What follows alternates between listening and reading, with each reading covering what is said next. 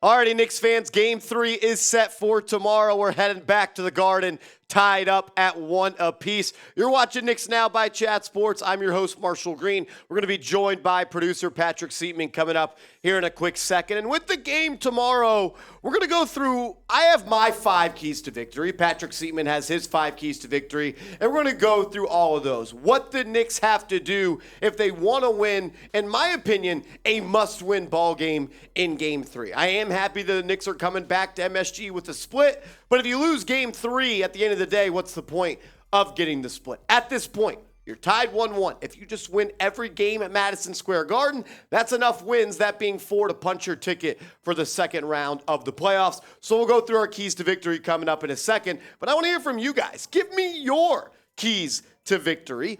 The Knicks will win Game 3 if they do this. What is this? Give me your answer. The Knicks will win if they do blank. Fill in the blank down in the comment section and sound off for me. I think it's critical to take a quick look back at Game 1 and Game 2, the two different box scores. Obviously, the Knicks, they won Game 1, and I think the reason they did that is because they took better care of the basketball than the Cleveland Cavaliers. But more importantly, they absolutely dominated the offensive and defensive glass. They won that rebounding margin by a plus 13.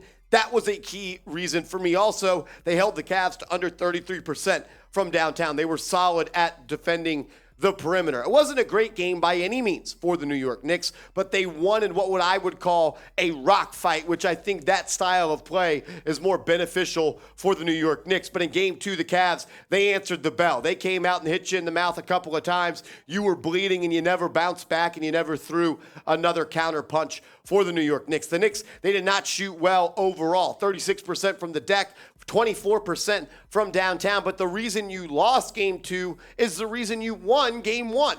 You were not smart and consistent and really conscious of taking care of the basketball. Yes, they tied in the turnover margin, but the Knicks had 14 turnovers at the half, and they also got beat up on the glass. The Knicks, they lost that rebounding matchup by a net minus 10. And really, Jarrett Allen and Evan Mobley were able to do whatever they wanted on the interior. Also a big reason you lost, you let the other team shoot 42% from downtown. You can't let the Cleveland Cavaliers get hot from downtown, especially a guy like LeVert. The Cavs are middle of the pack when it comes to shooting, and the Knicks, they let them shoot him out the gym. And once again, the Knicks did not shoot well at all from downtown, just 24%.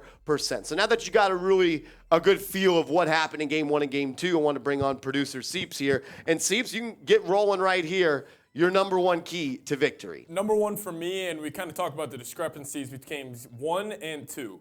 Game 1, the Knicks role players, they really showed up.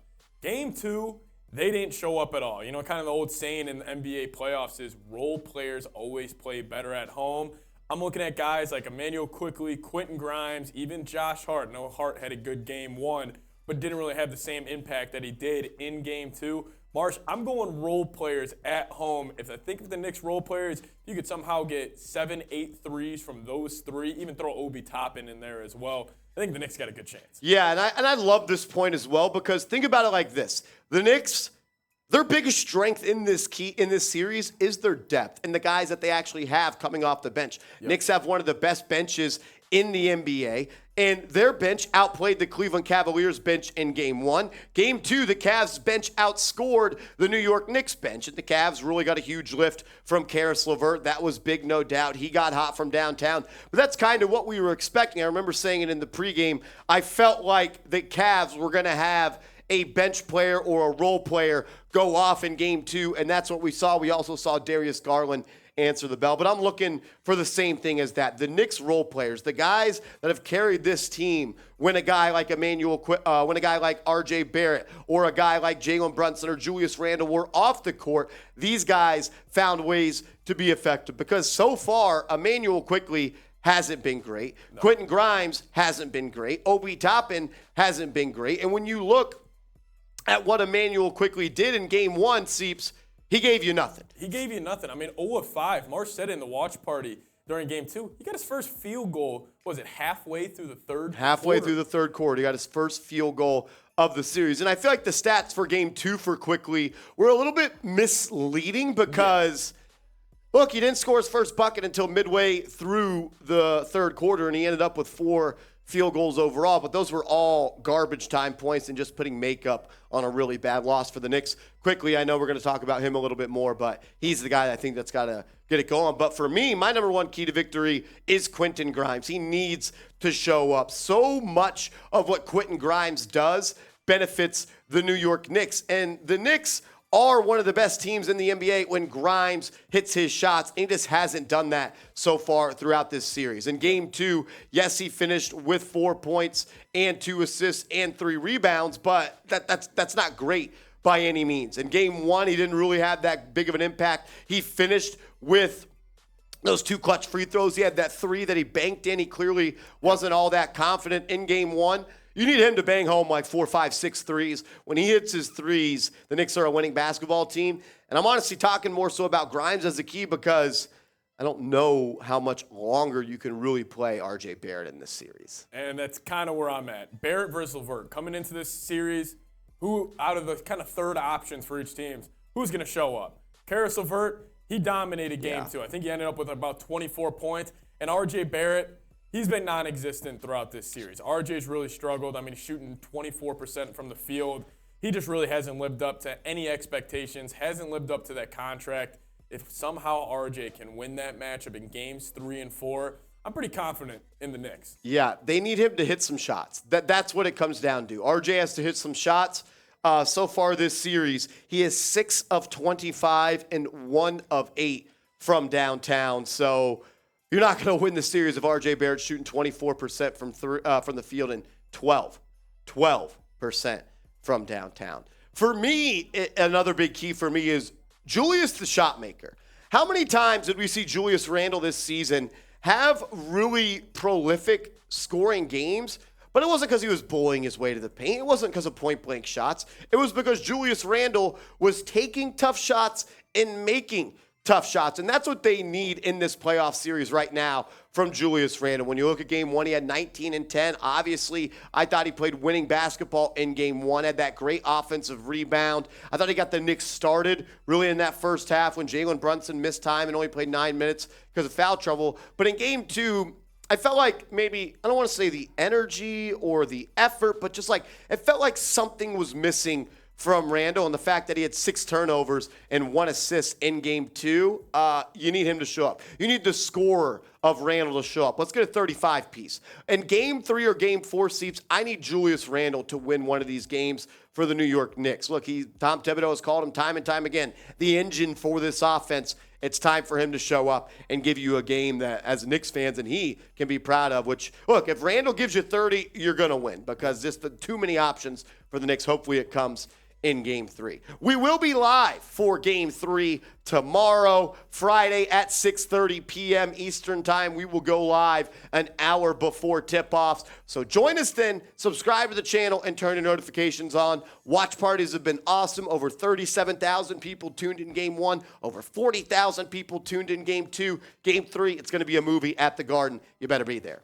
Yeah, and I'm hoping Immanuel Quickley brings his A game to the Garden on Friday. We already went over his stats in the games 1 and 2, but Marsh kind of mentioned the confidence with Immanuel Quickley. Yeah. He's looked sped up. He hasn't really looked as the same kind of cool, calm, and collected guy we saw throughout the whole regular season. Honestly, you throw on the tape from the postseason, tape from the regular season, it looks like 2 different players to me. Yeah, how many times did we see Quickley, Sieps, getting that pick and roll when he has that little snake S dribble when he gets the defender on his back and get to the cup? 100%. I haven't seen him do it one time this series. And when he has done it, he hasn't been really looking for a shot like too much in the regular season. It's almost like when he's shooting, he's like, oh, I have to shoot. Yeah. Instead of when he's shooting, he's like, I'm stepping in and I'm nailing this 3 for my team. Keep an eye on him because if he has a big game, Knicks probably aren't going to lose, Marsh. Yeah, like where's the swag? Where's the dancing and prancing and the big time shots? And he's like one of those guys that has momentum type of points. Like a Quickley 3 hits different. Like the crowd gets going, everyone gets rocking. He starts going back on the court the other way. He brings the swag. I'm hoping the Garden energy on Friday can bring that out of him. Like, let's get 18 from Quickley. 18 points. I also want to see, this is on Tibbs a little bit, more Quickley and Brunson playing together. Yeah. We saw that so often in the regular season, and I think we got it for like 7 minutes in game 2. Yeah, I would definitely love to see that. Definitely would take a lot of the ball handling pressure off Brunson. And you got two guys that can dribble and, handle the rock. And I think you need that sometimes in the playoffs. Definitely. My biggest key for game 2, Sieps, was the boards. My biggest key in game 1 was the boards. And once again, it is one of my biggest keys in this game. The Knicks win games by being the more physical team.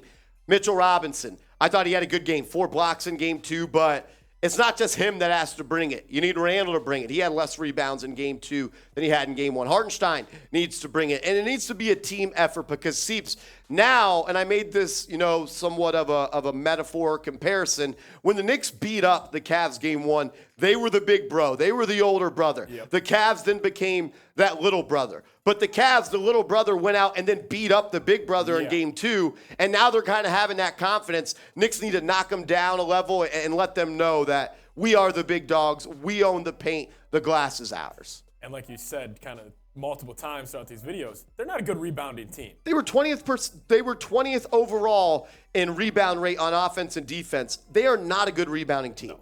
Knicks definitely need to take advantage. For me, my 4th key, team efficiency. It's mainly on the big 3. Jalen Brunson, Randle, and RJ Barrett especially. They haven't really been playing efficient basketball. They've all shot, I believe in game 2, they all shot under 40%. Randle ended up at 40% on the dot, but it's just not going to get that late dunk. I'm looking at the series numbers right here, Sieps. Jalen Brunson shooting 39% from the series. Yep. Julius Randle shooting 37%. RJ Barrett is shooting 24%. Obviously, the game 2's kind of outweighed it a little bit for Jalen Brunson, who was good in game 1. But I think you're hitting the nail on the head right there. Yeah. The efficiency needs to pick up for the Knicks. They need to start hitting some threes. 100%. No one on their team, they're shooting, like Randle is shooting 35% from 3. Brunson shooting 16% from 3. Immanuel Quickley 16% from 3. Grimes 16% from 3. Those guys, they have to start hitting some shots. I believe it.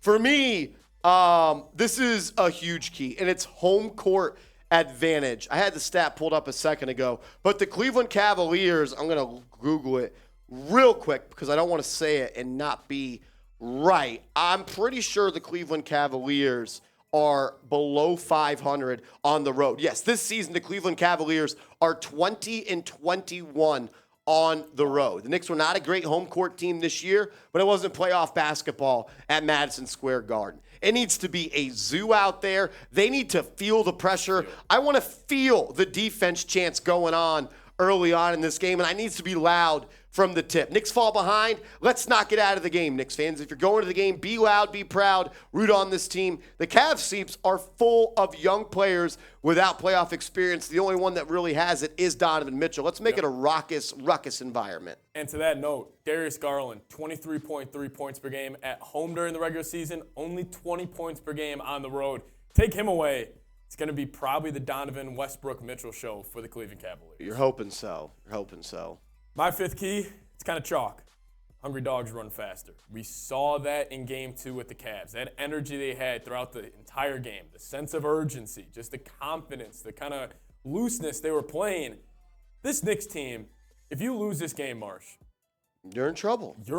Game 4 is now a must win. 100%. I mean, game 3, I don't want to chalk it up as a must win for the Knicks, but you got to be hungry. This team's got to be ready to go because you got embarrassed in game 2. Yeah. Embarrassed. You got beat up, and you didn't punch back. I legitimately thought that the Knicks got beat up. Look, Cavs played like their season was on the line in game 2. How about the Knicks play like their season's on the line in game 3? I'm with it. I hope so. This one is the most important for me. Brunson setting the tone. And I don't just mean when it comes to scoring the basketball. The Knicks got out of control. They were sloppy. They were not smart with the basketball. 14 turnovers in the first half. Brunson only had 2. But I think, Sieps, that he needs to do a better job of He did a great job in game 1. Game 2, controlling the game, controlling the flow, controlling the pace. If you see Randle turn it over 3 times, RJ turns it over, slow it down. Yep. He's so good at finding the right spots to go get a bucket. I think he could have done a better job in game 2 of finding the right spots to slow the game down and get the Knicks a good possession and take care of the ball. Look, if those guys are confident up, I want the ball in your hands more, Jalen Brunson. Set the tone. Maybe don't come out and look for your shot right away. Let's get Grimes an easy 3. Let's see his confidence get up a little bit. Let Julius knock down that first 3 like he always does in those first quarters, because Brunson's good. No, I have no worry at all about Brunson. He's going to get his, but you're not going to win this series if those other guys don't get theirs. And that's the job of the point guard. I mean, I really think Brunson, yes, he can go drop 30, but I think Brunson's honestly at his best if he has a 25-12 game where he's kind of that maestro at the point guard position, where he's pointing around and he throws a quick pass. It's Quentin Grimes, step in 3 or whatever it may be. It's going to be that catalyst, going to get this offense going. I love it. Hopefully Brunson does set that tone. Yeah, one last one that I do have, kind of a little bonus key right here, is who is going to guard Darius Garland? Because in game 1, it was RJ Barrett. Did a solid job. Game 2, it was RJ Barrett. He got absolutely cooked. The Knicks got spammed by the Cavs of running high pick and roll after high pick and roll after high pick and roll, and they kind of found something there. RJ Barrett does not have the lateral quickness and really the defensive ability to guard Darius Garland in a high pick and roll. He died on every single screen. He never fought over it. He never got under it. He never went over it. And when that happened, Garland split the C, and he had everything at his disposal, and it put so much pressure, Sieps, on that help defender in the pick and roll. When they overhelped, it was right to Jared Allen, or it was right to Mobley, or he kicked it out to Karis LeVert, he kicked it out to Donovan Mitchell. You need to find another game plan besides RJ Barrett on Darius Garland, because clearly the length, it didn't affect him. He figured it out, and I think the Cavs' game plan was, if Darius Garland's being guarded by RJ Barrett, he's got to go to work, and he did. He won that matchup. So I'm going to have my eye on who's going to guard Garland.